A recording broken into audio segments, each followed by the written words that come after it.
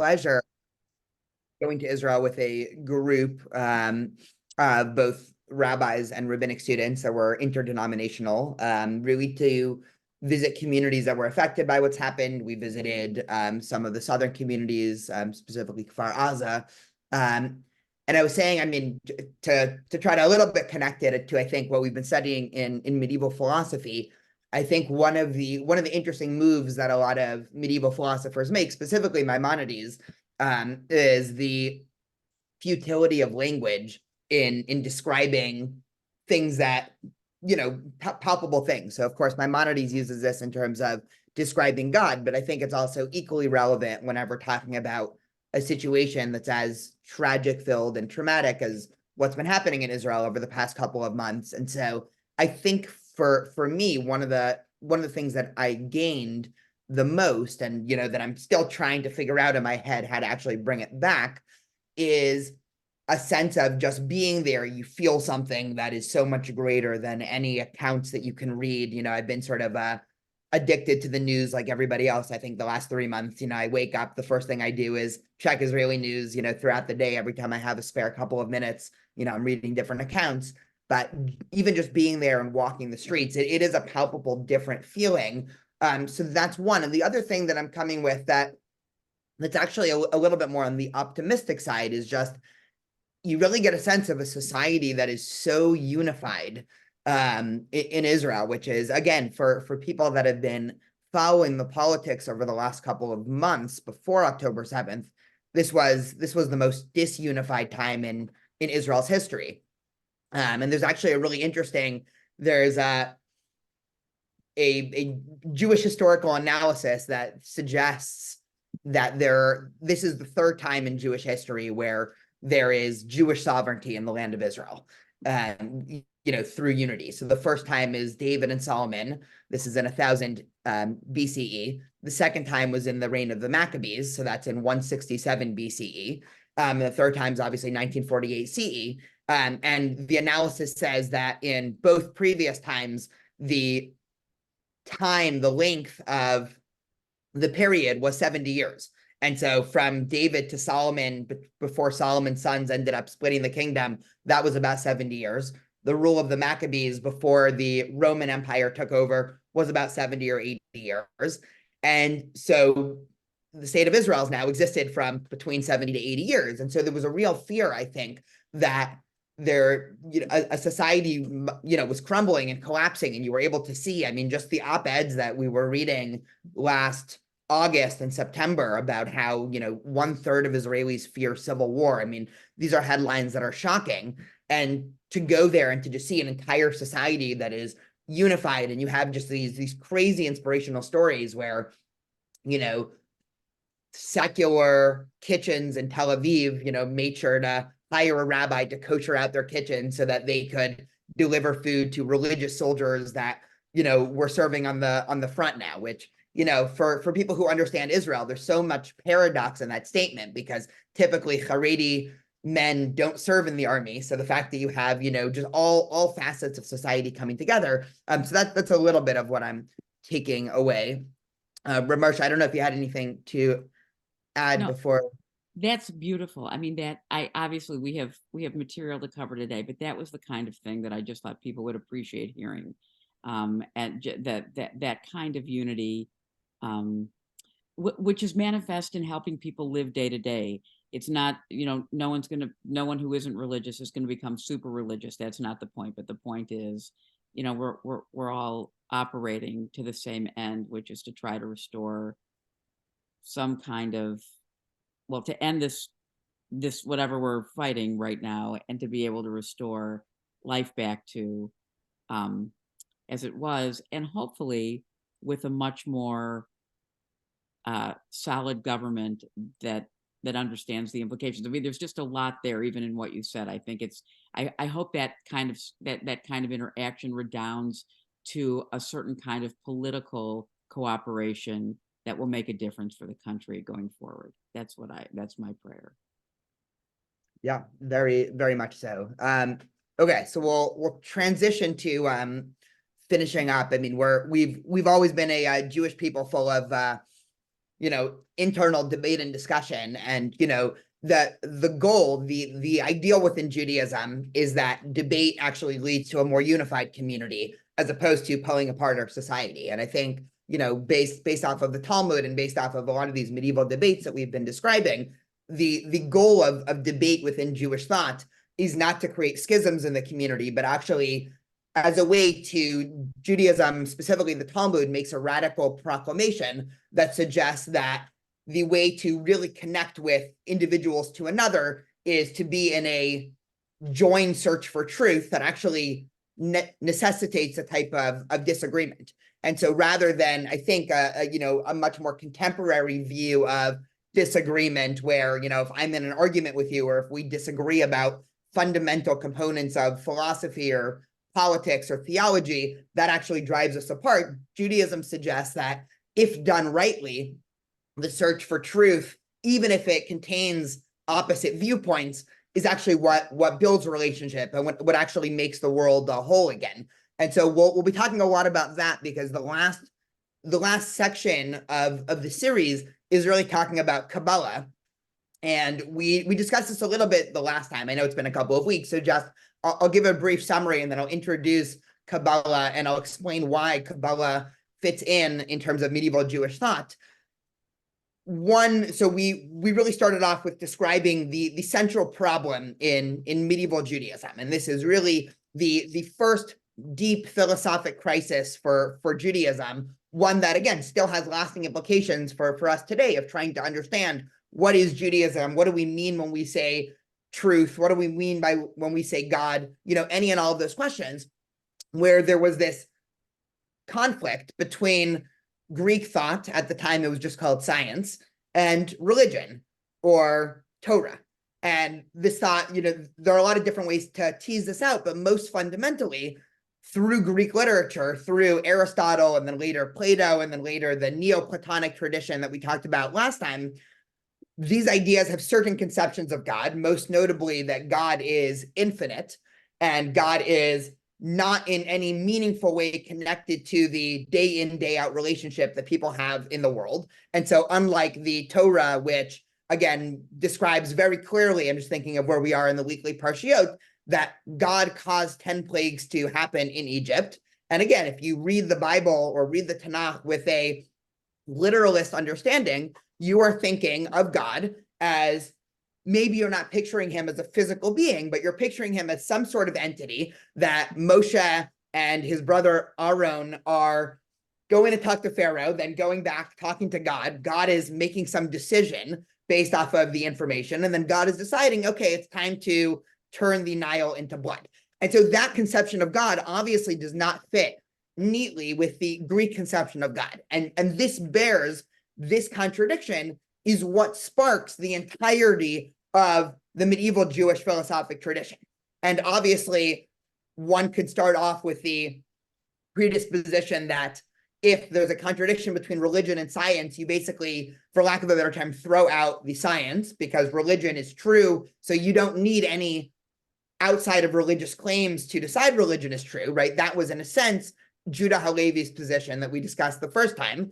There's another position that suggests that actually there could be multiple sources of truth. And what happens if Torah, which is true, contradicts with science, which is true? Well, it must mean we're not doing a good enough job interpreting the two, because if only you were able to understand and interpret Torah correctly, you would see that there actually can't be a contradiction. And that was very much the position of Maimonides, who stakes out sort of an extreme position in the Jewish philosophic camp. And just in one book about Maimonides, Micha Goodman makes this point that in a lot of Jewish libraries, if you go to the philosophy section, the philosophy section is ordered in Jewish philosophy before Maimonides and Jewish philosophy after Maimonides. So just to understand how monumental of a shift within Judaism Maimonides was, and Maimonides, again, reinterprets many things, much to the criticism of a lot of later scholars, which we'll talk about in about 5 minutes. Maimonides takes the Aristotelian and the Neoplatonic tradition and assumes that's true and tries to interpret Judaism into it, which makes for a radical and fascinating interpretation of Judaism, where God is not tangible in any way, and any anthropomorphization of God is not only foolish, but it's actually, from some perspective, idolatry, according to Maimonides. And Maimonides, again, this is what we discussed last time, builds up a philosophy of Judaism that is all about connecting to God via a search for both philosophic truth and moral perfection. And that's where Maimonides sort of leaves us off. Again, we're in the 13th century, or early 13th century, late 12th century in Spain. And Maimonides leaves us off with this, challenging legacy, which, again, knowing anything about Jewish thinkers and Jewish philosophers, Maimonides, of course, doesn't get the last word, but Maimonides becomes almost the baseline for any future Jewish conversations. So it just so happened, so I'm going to tell a parallel story that I just told in terms of Jewish philosophy, but now talking about Kabbalah. And just a couple of interesting remarks about Kabbalah. Kabbalah oftentimes, for many, many reasons, gets a bad rap. And there's a lot of historical reasons for this. There's a lot of modern reasons for this. There's actually a funny story. So the founder of the critical study of Kabbalah was a man named Gershom Scholem, a very famous, prolific writer. He's always the first, whenever you want to study any ideas in Kabbalah, Scholem is the first person you go to. And I believe I might be butchering the name, but I think in the mid 20th century, I think it was Solomon Schechter, but don't quote me on this, was introducing Gershom Scholem to get some award. And it was basically known, and I'll talk about why in a minute, it was basically a given in any organized Jewish community. So this is true in the Reform community, the conservative Jewish community, and most of the Orthodox community, that Kabbalah is sort of maligned for a variety of reasons. And so when Gershom Scholem is getting introduced to get this, great honor for his lifetime achievement work on Kabbalah, again, I think it was Solomon Schechter, introduced him by saying, stupidity is stupidity, or he said narishkeit is narishkeit, but the study of stupidity, that is scholarship. And it was basically this famous or infamous line, basically alluding to the fact that the study of Kabbalah or Jewish mysticism was often seen as a part of Judaism that we don't want to air out to the public. It was a part of Judaism that a lot of modern thinkers were almost a little bit ashamed of, because some of the ideas seem a little bit fanciful. So that's the stereotype against Kabbalah, and I think it's only exacerbated today by things like, everybody knows that Madonna at one point, was interested in Kabbalah, and you have all these pop-up Kabbalah centers that try to separate Kabbalah from Judaism and create, its own tradition that, again, is something that original Kabbalah never intended to, mixed with the fact, and this is just the last thing I'll say about why Kabbalah is so maligned, and I'll say on a personal note, I grew up going to, Orthodox Jewish day school from kindergarten to 12th grade, and then I went to Israel for 2 years to study in yeshiva, and I was never introduced to a systematic analysis of any Kabbalistic ideas. It just, to the extent that Kabbalah seeped into normative Judaism, we studied it. And of course, we, sung Kabbalat Shabbat on Friday night, which was produced by the Kabbalists in Tzfat. But there was never any attempt to say, let's actually try to tackle these ideas of Kabbalah, which actually, as Gershom Scholem rightfully points out, Kabbalah ended up winning. So if we think about this debate that I'm going to talk about today between Maimonides and his sort of raw rationalistic philosophy, and Kabbalah, which really arose in parallel to Maimonides, or some scholars want to say Kabbalah resulted as a backlash to Maimonides, the tradition of Kabbalah ended up winning. And most Jews today, their conception of Judaism is much more a Kabbalistic type conception of Judaism than a raw Maimonides, hyper-intellectualized philosophic analysis of Judaism. So we can tease that out a little bit. The last thing I'll say just about Kabbalah and why it's maligned, and then before we go into some sources, I'll see if anybody has any thoughts or questions, is that Kabbalah also presents a certain danger.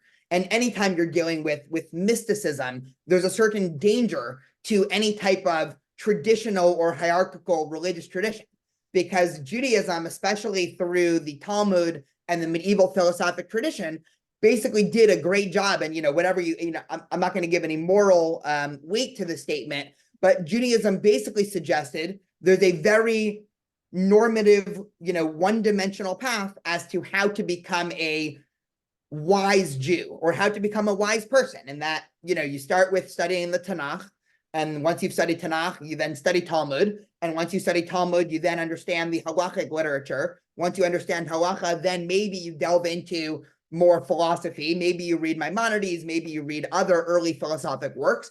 And then slowly but surely, you gain the respect of your wider community. People start to see you as, a wise rabbi or scholar. And then all of a sudden, maybe you can open up your own Beit Midrash or your own study center because you have the prerequisites of study. Mysticism suggests a radically different path to really connection with God, connection to Judaism, which is for the mystics, there's nothing one-dimensional about how you connect to God. That if you suggest that the entire world is teeming with the mystery of the divine, which is very much what Kabbalah suggests, then all of a sudden there isn't one right way to get there. To some extent, you're actually validating almost any type of religious experience someone can have. That includes other religious traditions, that includes different ways of practicing Judaism within the Jewish tradition. And so Kabbalah almost opens up a Pandora's box, for lack of a, no pun intended, but Kabbalah opens up a Pandora's box of what to actually do with a lot of, normative Jewish structure.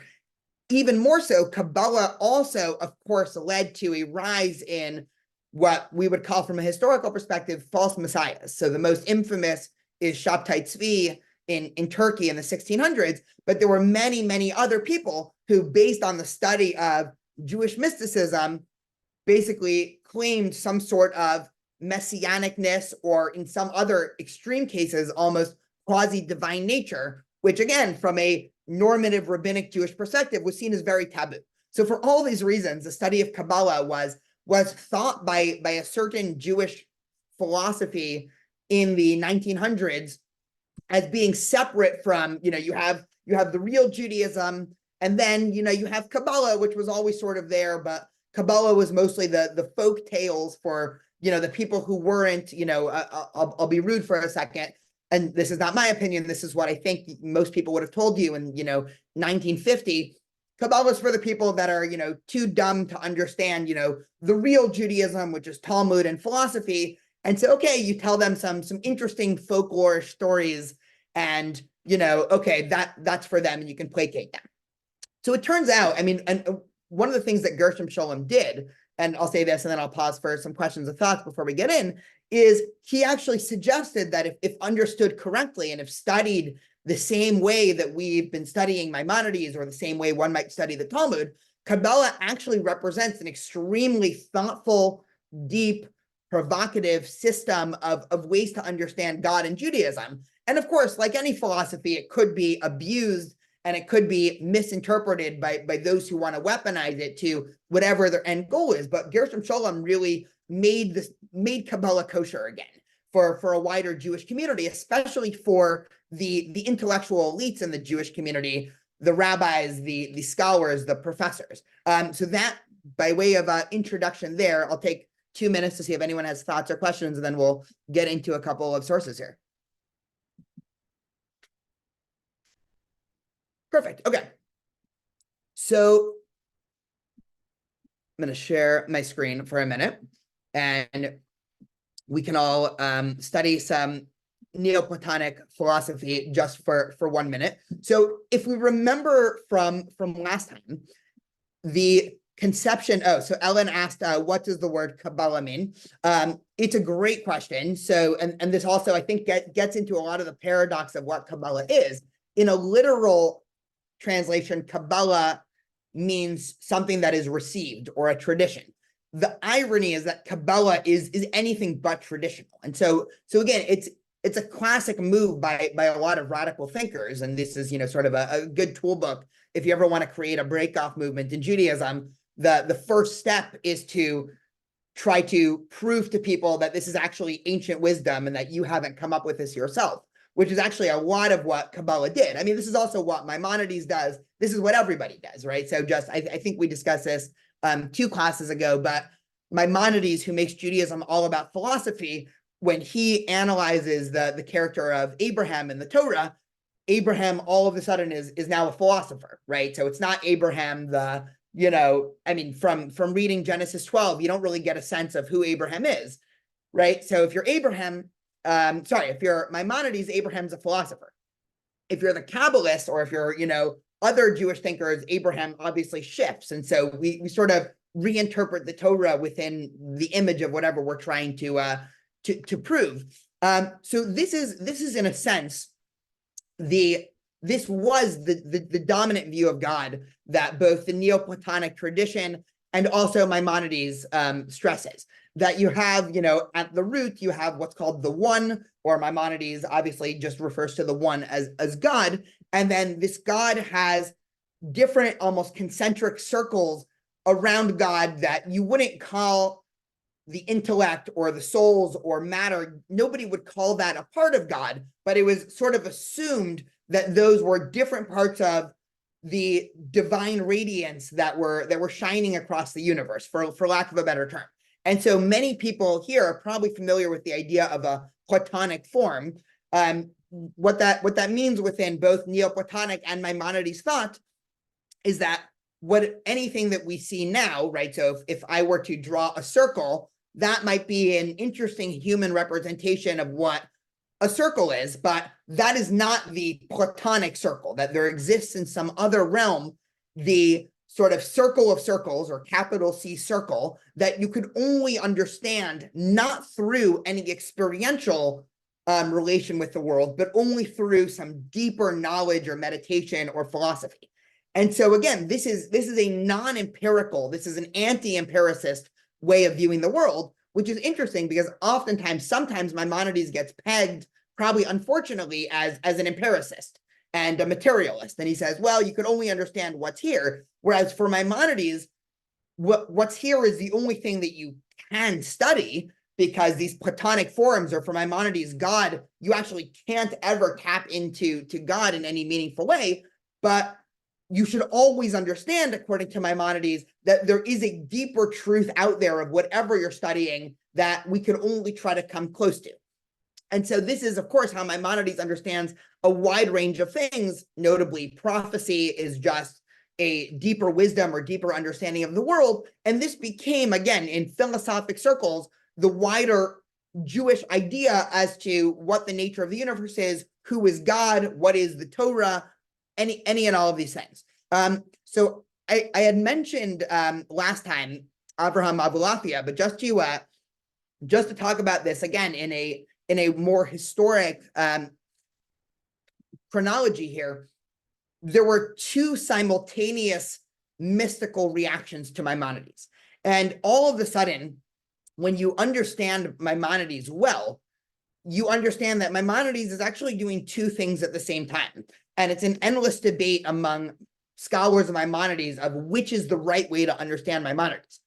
One, you can take the more classic, or your average person who tries to understand Maimonides would suggest that Maimonides is cutting out any mystical relationship one can have with God, with the universe, with Judaism. And Maimonides makes Judaism very cut and dry, right? Judaism is about doing mitzvot because mitzvot improve society. Judaism is about learning science and math and philosophy because that helps you learn about the universe. But at no time is there any type of deep spirituality, right? From some perspective, and this is probably one of the reasons why very few people today would right? We have tons of groups of people in the Jewish community that would identify themselves either as Kabbalists, as Hasidim, which was, again, a movement that was based off of Kabbalah, or a rise of, neo-Hasidut, which is a huge revival that's happening in America among non-Orthodox Jews,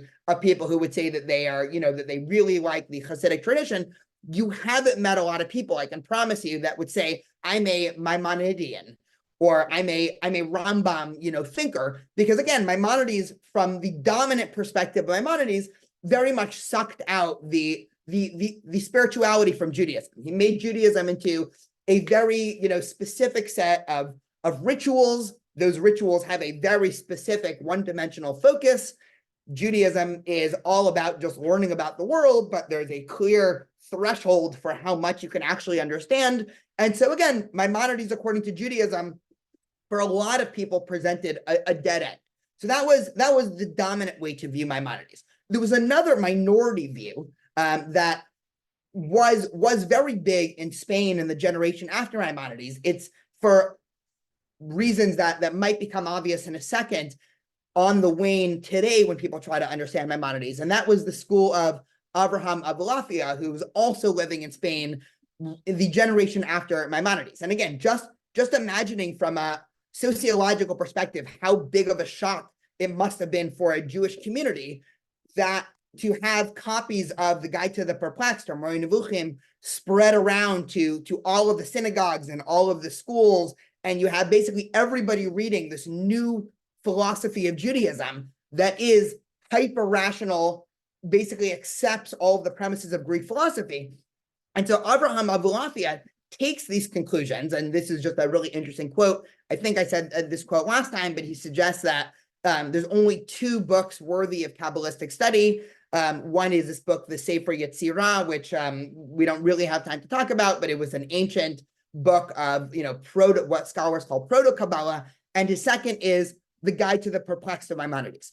And so Abraham Abulafia starts a philosophic school. It's called by Gershom Scholem as prophetic Kabbalah, that actually uses Maimonides not as a conclusion, but as a premise. And what I mean by that is he takes this system that Maimonides ends off by. And again, for Maimonides, we discussed this last time, all of Judaism becomes now a search for moral perfection, right? The goal of Judaism in some ways, according to Maimonides, is to perfect our society and better it.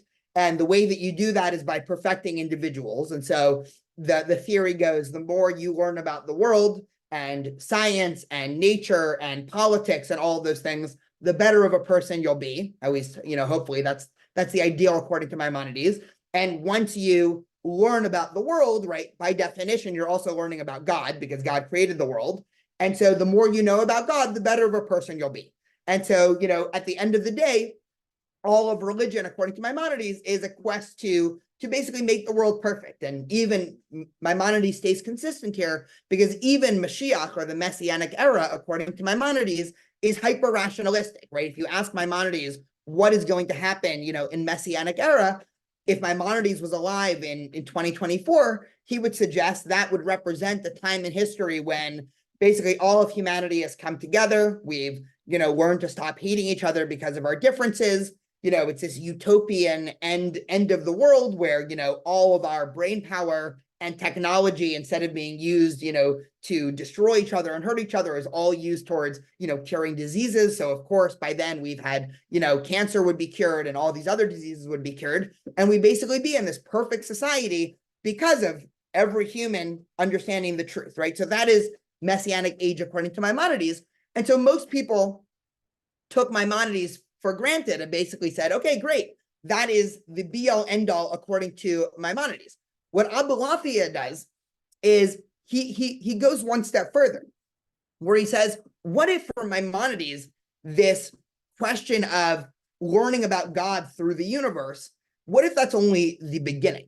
What if there's actually a way? And Maimonides might hint to this. And again, one of the biggest debates about, if you ever want to start a big argument among Jewish academics that study philosophy, ask them what Maimonides really believed about anything, because it's very unclear. And we even discussed in the first session, Maimonides explicitly writes in his introduction that he's going to write contradictory things to basically confuse people so that only the best of scholars, as he writes, would be able to understand what he's talking about. So Abulafia basically takes this for granted and suggests, well, if Maimonides is setting up a view of Judaism where God is everywhere, and that the way to connect to God is by learning about the universe, well, then there must be actually a way to gain what he calls prophecy, or to receive prophecy through a connection with the universe in a way that is equally open for everybody. Because again, for Maimonides, he does something very smart. where,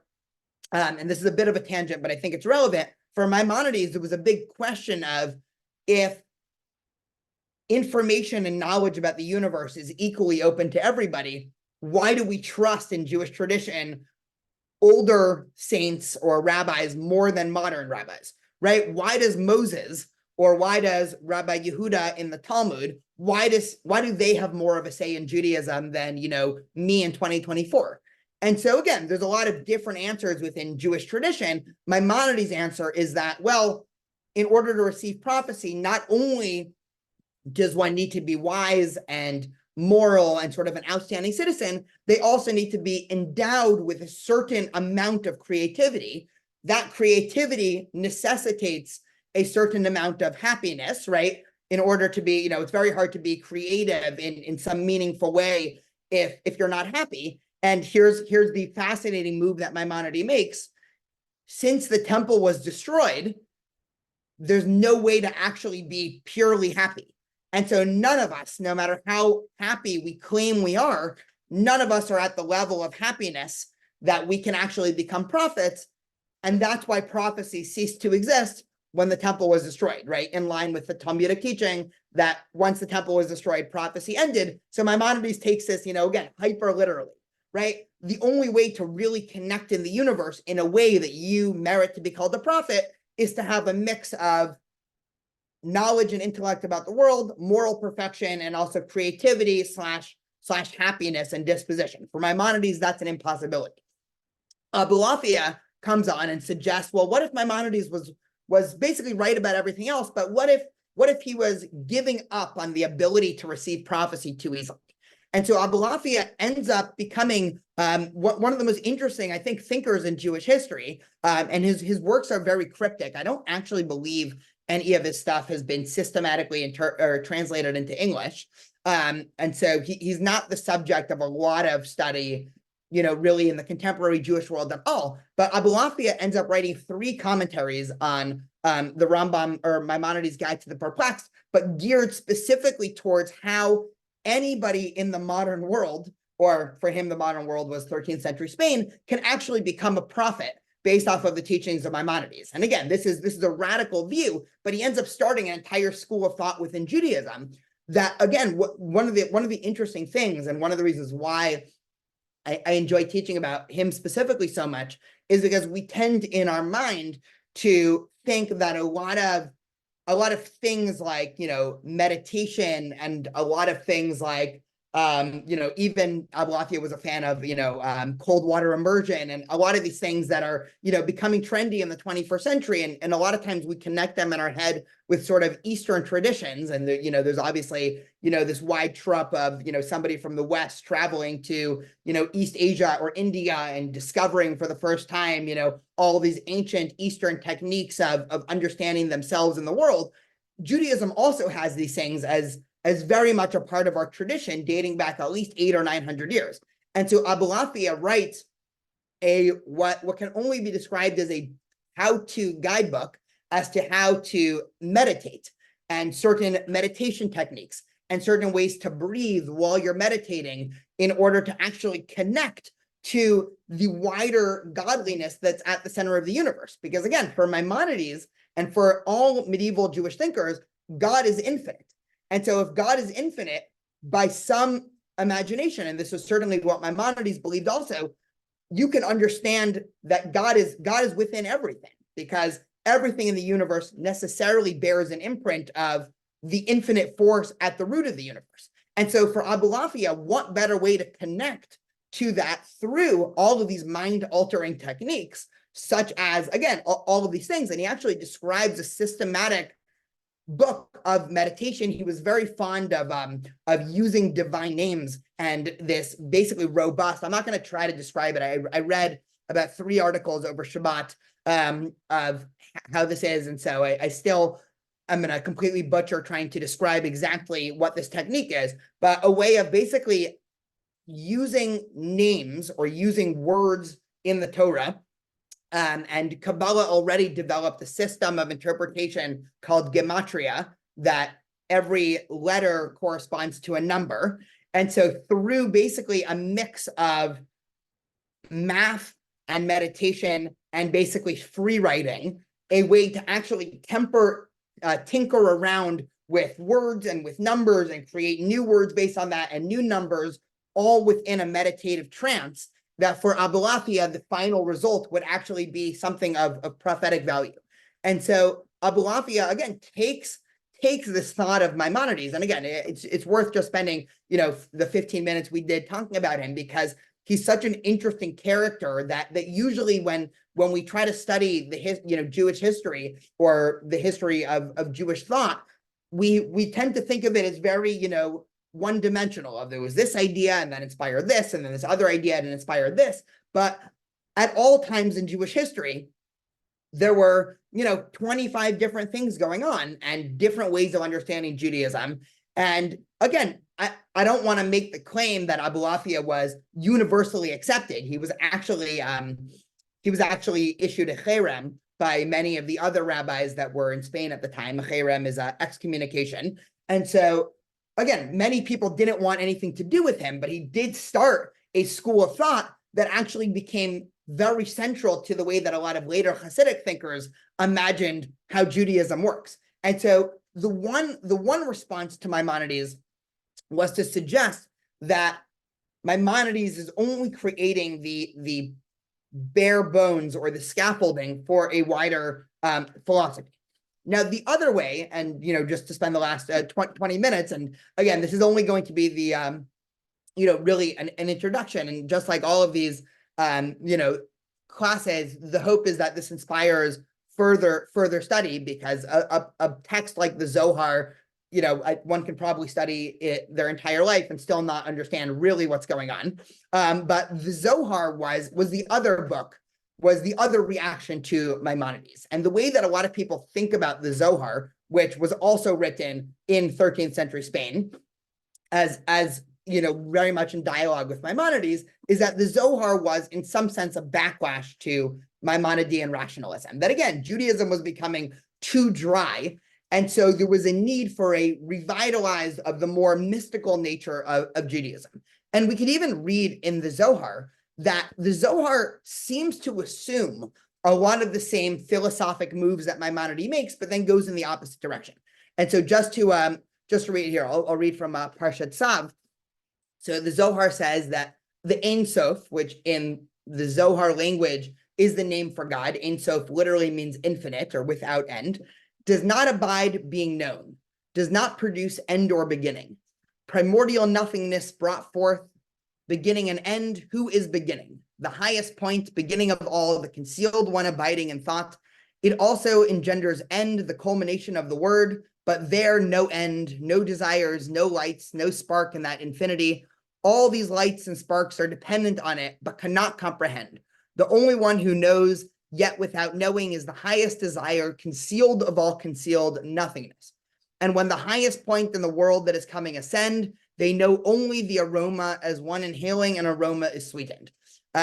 So already, hopefully, one, you're thinking to yourself, I have no idea what that means. And you're exactly right for thinking that, because unlike, the first important thing to understand about the move that Kabbalah makes, and the Zohar becomes really, when we talk about Kabbalah, we're talking about the Zohar and later ways of understanding the Zohar. Unlike Maimonides or Judah Halevi, that attempt to issue a systematic understanding of Jewish ideas, right? You start from square one, you develop your premises, you have your a priori assumptions, you talk about your methods of interpretation, right? Very much how Maimonides does.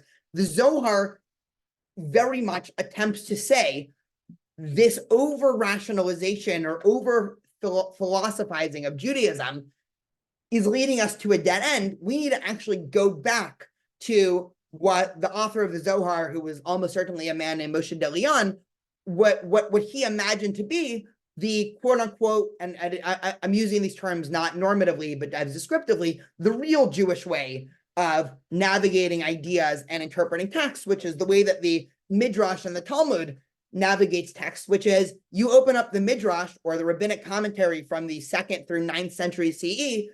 There's no systematic, attempt to analyze text. The rabbis seem like, you have a bunch of people in a room and there's a conversation, and there's some poor guy trying to write down conversation as much as possible, and they're changing what they're talking about, and maybe sometimes there's 3 different conversations happening in the same room. I mean, the Talmud and the Midrash is anything but a systematic treatise of ideas.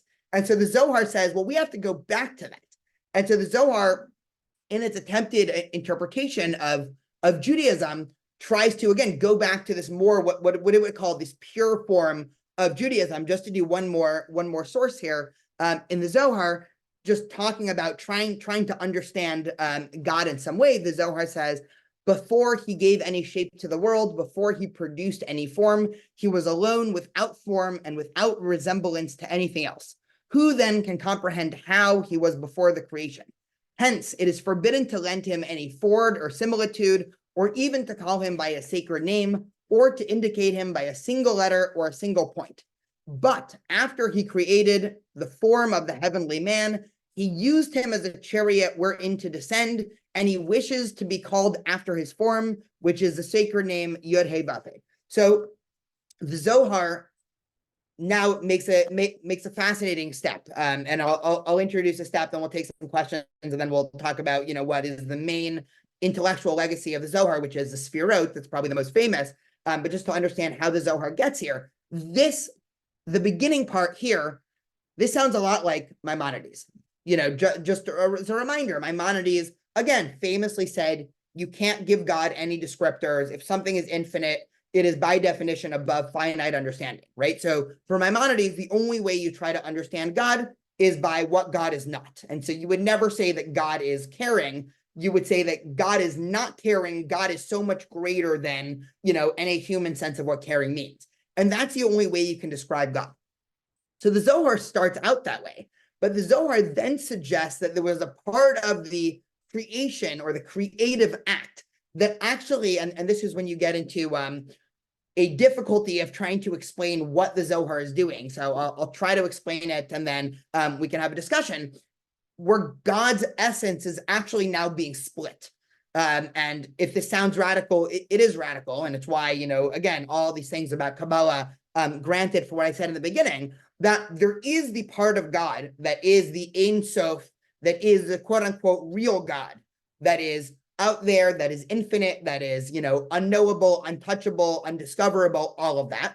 But there was something as a part of creation where there was some essence of God or some characteristic of God, or maybe, if we want to take the analogy that the Zohar gives is the relationship of a coal to a fire, where a fire can't exist without, a candle or a flame. And when talking about fire, it's very hard to talk about fire in the abstract as separate than the thing that's producing the fire, but yet you can feel fire, and fire has a tangible or material existence that's separate than the candle. Even though if the candle is extinguished, right, if anything happens to the candle, the fire is completely reliant on the candle.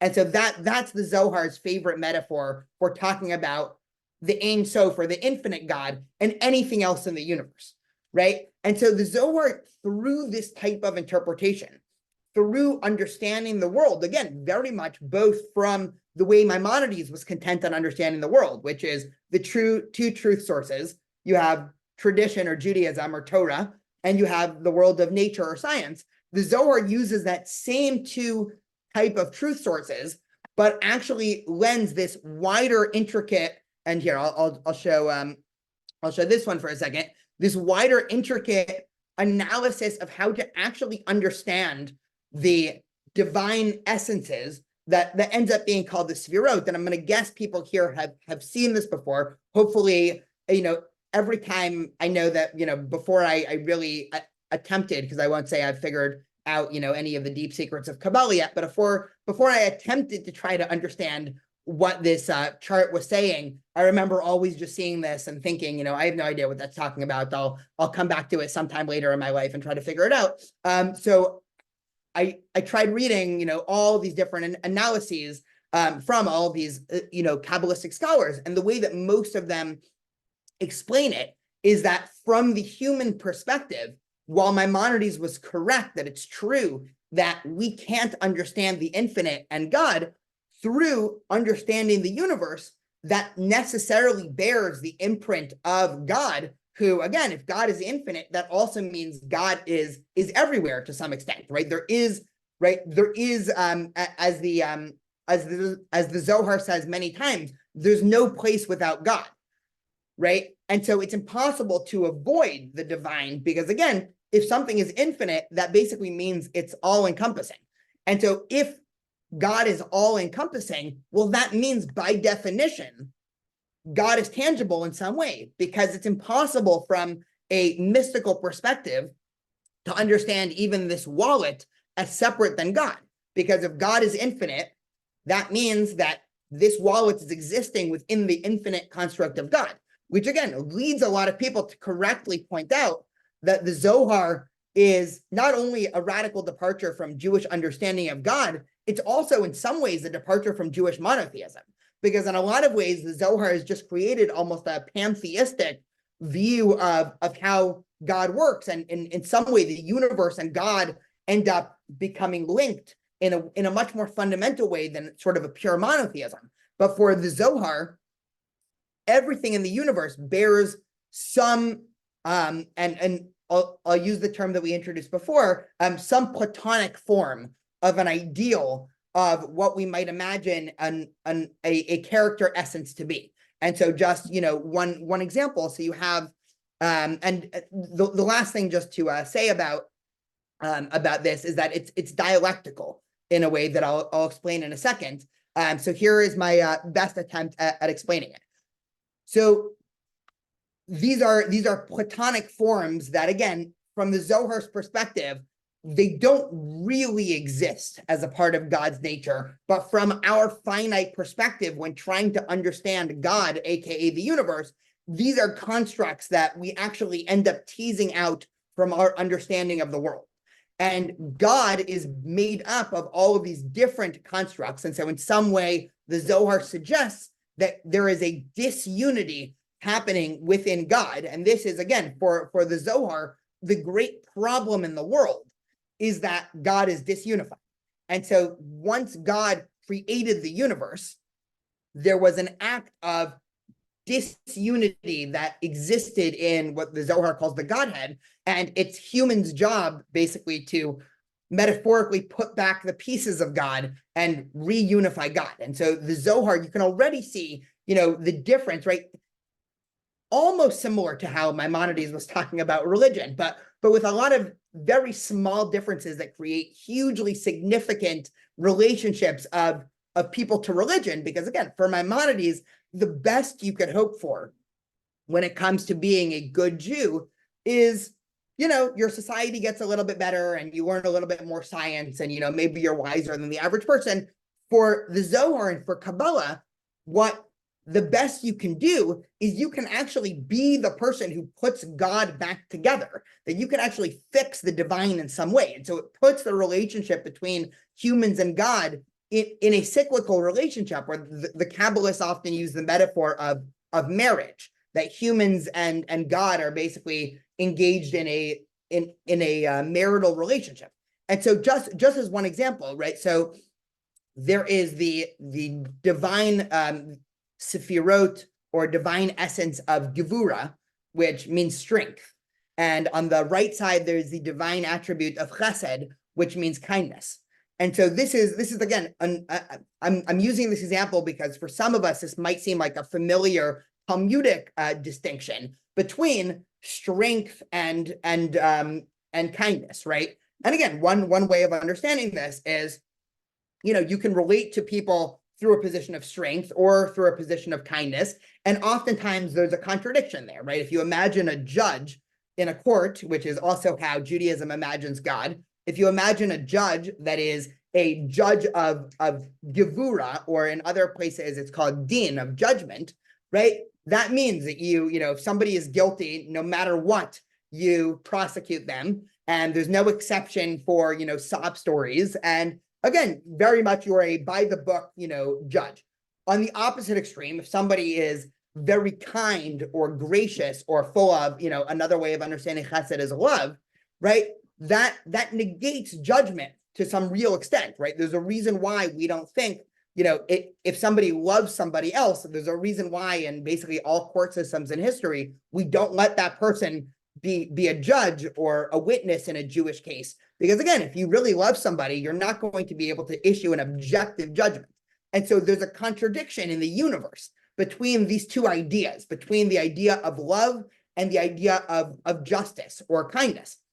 And so the dialectic, right, what happens when you mix these two things in Kabbalistic thought is you create what's called tiferet, or, quite literally either splendor or harmony to some extent, right? You see down here.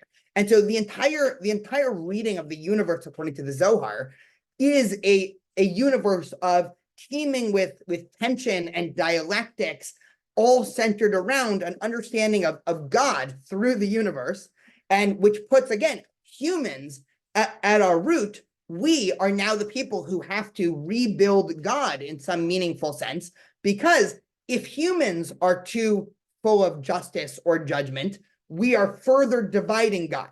And if humans are too involved in just love, we are further dividing God. It's only through striking the right balance. And again, now you see how Kabbalah goes from philosophical to now ethical to now religious, right? It encompasses really everything. And so this is, again, at the root of the Zohar's philosophy.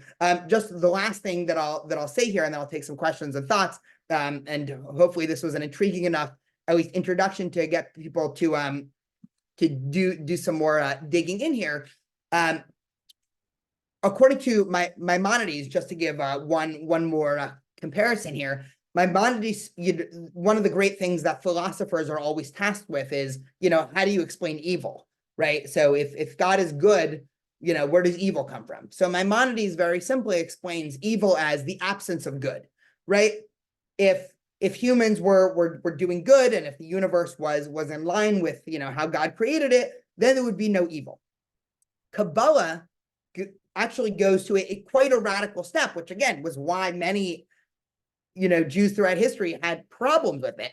Kabbalah actually suggests is sort of not a real dualism, but suggests that actually evil is based off of what happens when the left side, or in Kabbalah, the Sitra Achra, or the other side, what happens when this side gets too powerful, right? And what happens when this side gets too powerful? If justice overpowers love in the universe, that's where evil comes from.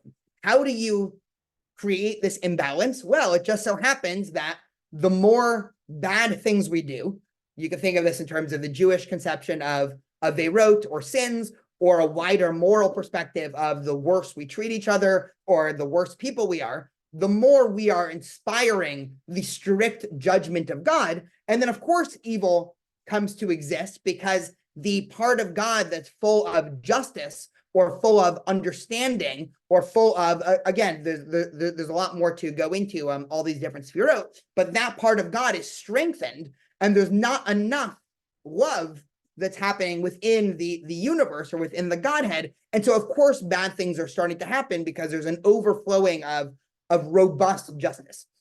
And so the Zohar, again, for the entire world, really understands, I'm trying to think if there's any, the Zohar really for the entire world tries to understand God through this lens. And just the last thing that, many have noted is that this obviously looks a lot like a person.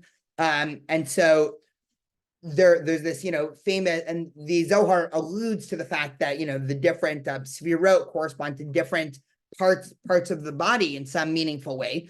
And so this also becomes a guidebook for personal transformation, because when the Zohar suggests that humans when the Torah says that humans were created in the image of God, for most Jewish philosophers, that's understood metaphorically in some way, right? So again, just to pick on Maimonides again, for Maimonides, what that means is humans were created with free will. Just like God can create and destroy, so too humans can create and destroy, right? A nice philosophic metaphorical reading. What the Zohar suggests is just like God is made up of all of these different contradictions or different tensions, but the real God in some way is actually all one, right? The real God is actually unknowable, but but there's a great brokenness in God. So too we, as humans, we contain a lot of tensions within us and a lot of these personal dialectics. And it's our job as humans, not just on a divine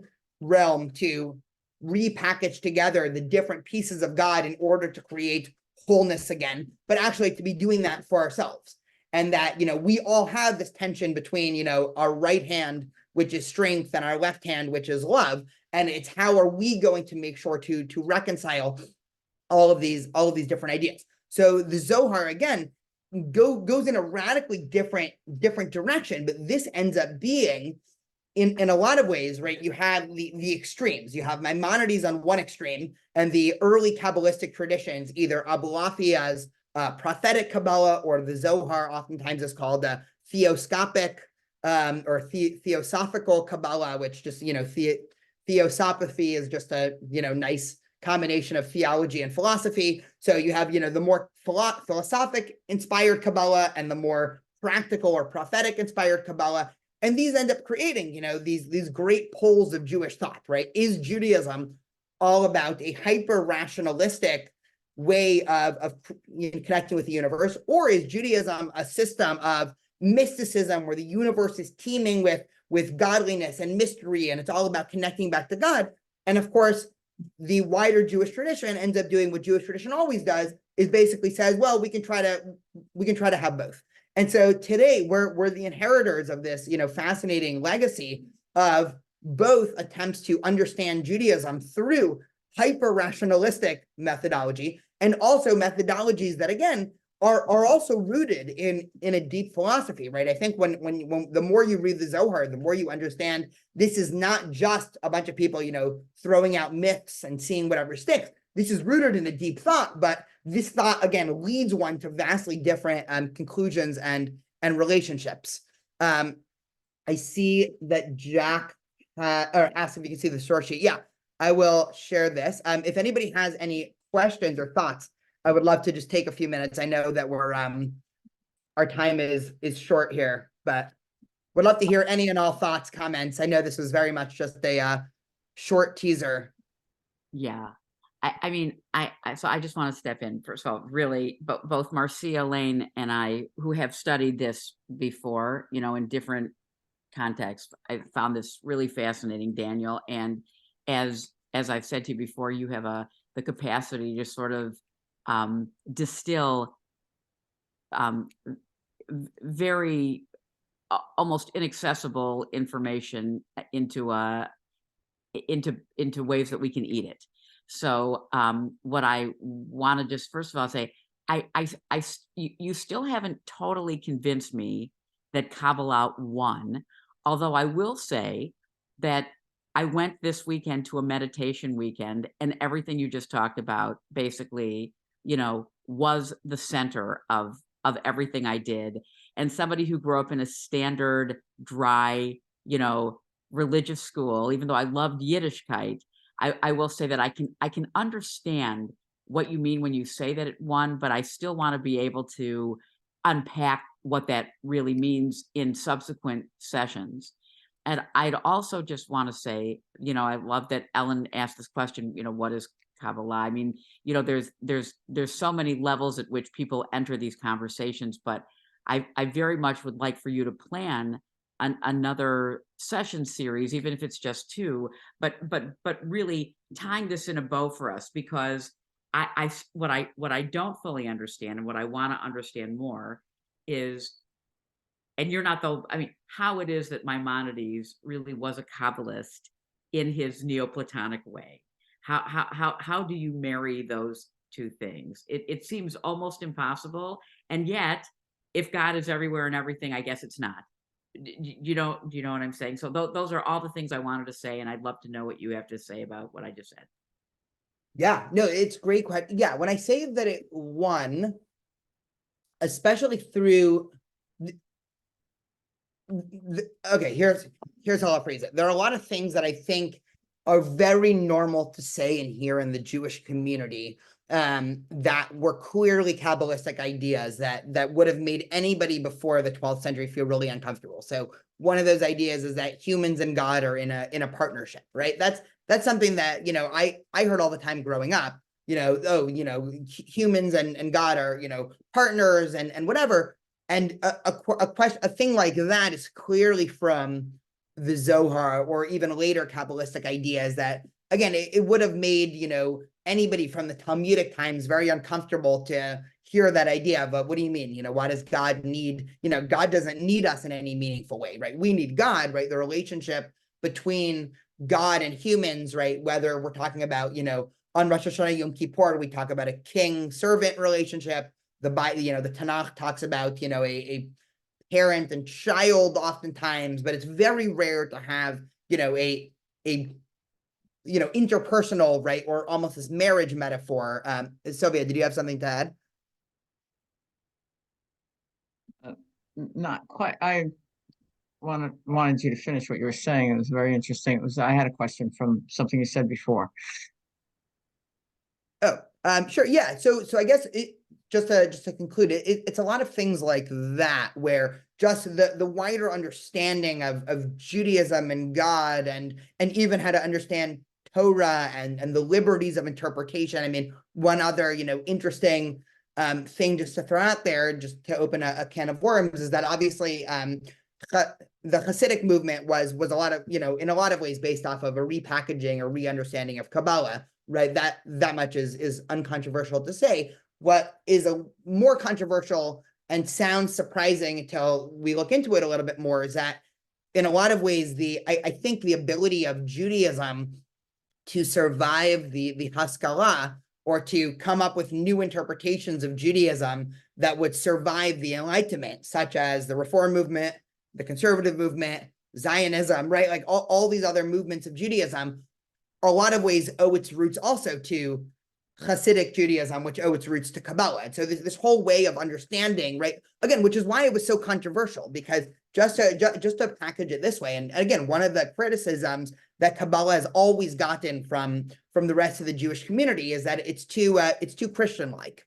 And you can see this, with this idea of splitting God into 10, right? With this idea of, focused on, the individual mystical experience, as opposed to, again, rabbinic Judaism is very legal focused, right? It's very focused on, there's a set of mitzvot and rules.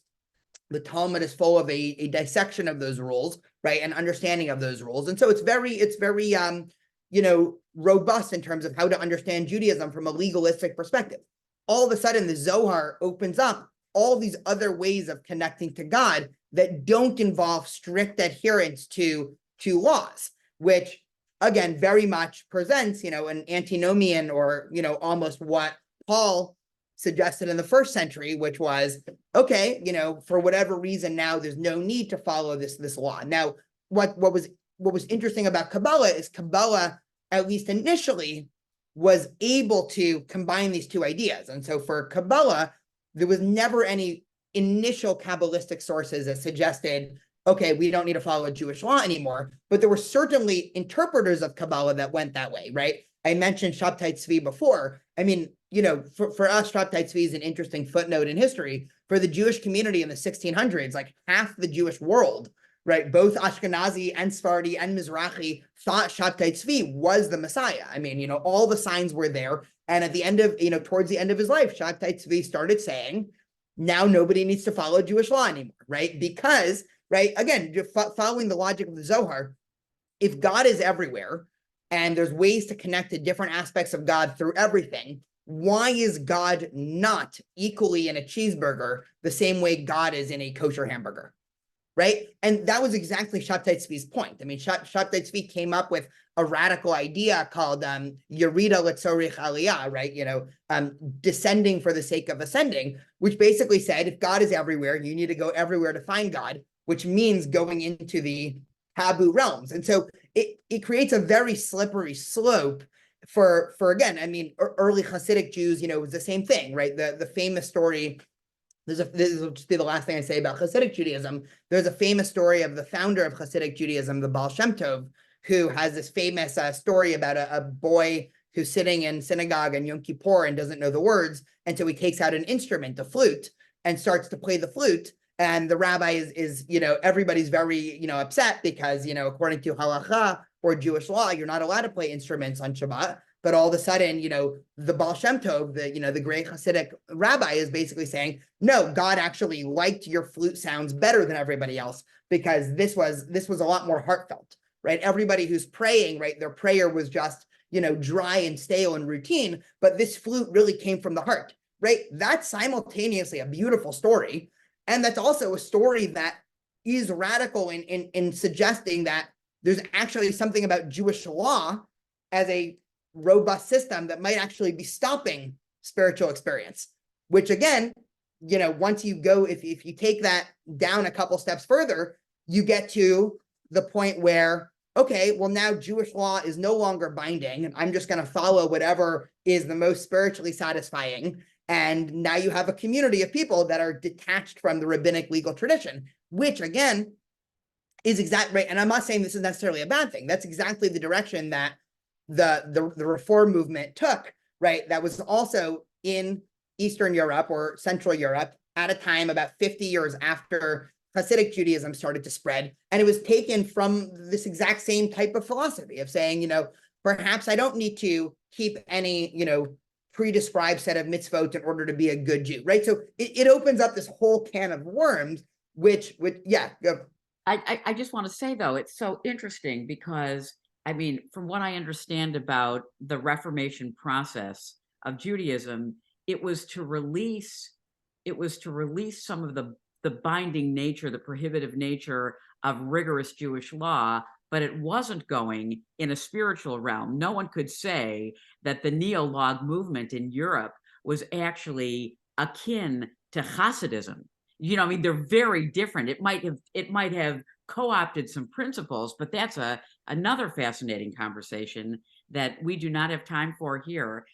Sylvia, I'm going to let you ask your question, or I'm going to wrap this up. I think you should wrap it up, Rabbi. The answer is another hour. Okay. Perfect. Well, we'll definitely find a time to explore Kabbalah a little more. There's always, more as evident by, I think, Marsh. Oh, you only sent it to me, but she sent me a drawing of the Ein Sof for the infinite, the sort of infinite circle. So that's how also the study of Kabbalah goes, where you can basically keep on going. But anyway, thank you all so much, and I look forward to hopefully being back soon. Yes, we'll arrange that. Thanks, everybody. A notice will come out to our next series of scholars, and looking forward to learning with you a lot this year. Thank you so much. Take care. Thank you. And Ellen, we'll be talking about poets in the Middle Ages tonight. So you can ask that question then.